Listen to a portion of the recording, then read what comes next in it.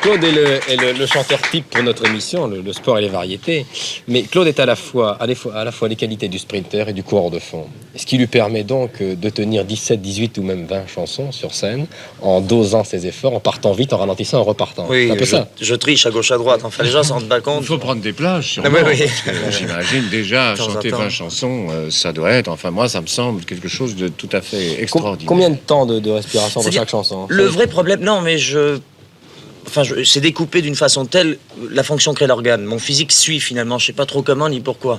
Le vrai problème, c'est pas tellement de chanter ou de danser, mais c'est de chanter et de danser en même temps. Alors quand on chante, ça essouffle, quand on danse, ça essouffle, mais quand on chante et qu'on danse en même temps, ça essouffle, et d'autre part, on ne peut pas respirer parce que tout est pris là. Alors je ne sais pas trop, j'ai une espèce de double colonne d'air, une qui sert pour les jambes, l'autre qui sert pour la voix. Je sais pas comment j'y arrive, j'avoue, je ne me pose pas trop de questions. Je sais par contre que je fais des mouvements de respiration de yoga. Oui. Extrêmement dur, extrêmement pénible. C'est un petit peu le principe du conservatoire. Moi, j'en ai fait, mais ce ne seront pas le même que le vôtre. J'ai fait du conservatoire classique de musique. Donc. Et quand j'ai pris, prenant la classe la plus simple que tout le monde pourra comprendre, la classe de percussion, on vous donne des grosses baguettes en bois qui sont plombées à l'intérieur. Il y a une tige de plomb qui est entourée de bois, si vous préférez. Elles sont extrêmement lourdes. On vous fait taper sur une espèce de petite palette de caoutchouc qui rebondit très, très légèrement.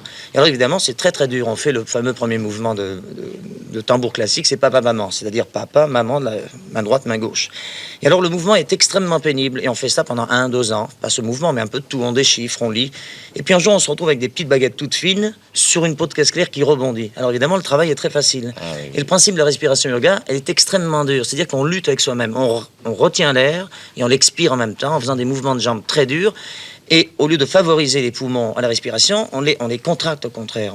On rend le travail extrêmement pénible, de façon à ce que quand il est en fait pénible sur scène par exemple, il le devient moins, ne serait-ce qu'en souvenir. Peut-être que c'est totalement psychique, mais le résultat est là pourtant. Il faut dire aussi que Claude nage, c'est-à-dire qu'il s'entretient tout de même physiquement longueur d'année, car on ne peut pas tenir cette cadence. Ces temps-ci, il fait froid. Ces temps-ci, il fait froid, il faut un peu chauffer.